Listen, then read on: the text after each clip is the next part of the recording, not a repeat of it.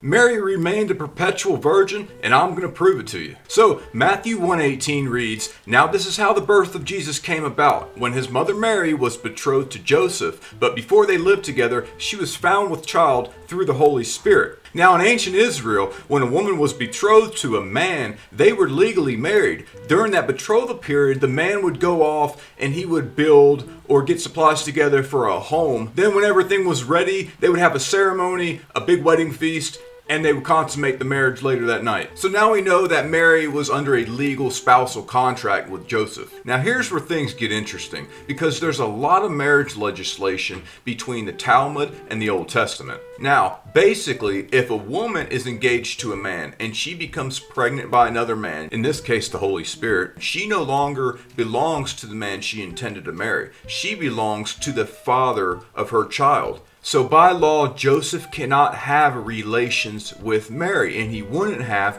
because he is a righteous man, as Matthew tells us. God still sent an angel to tell Joseph to stay with Mary because God knew Jesus needed an earthly father and a protector, and so did Mary. But what about Matthew 25? He had no relations with her until she bore a son, and he named him Jesus. Doesn't this mean that they had kids later?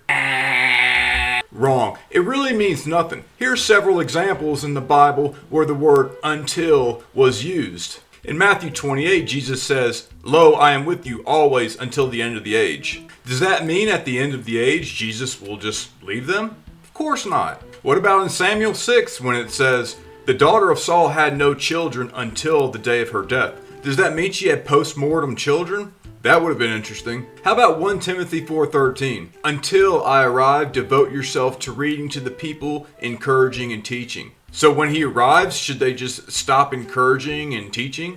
Here's some more examples. You may need to pause it.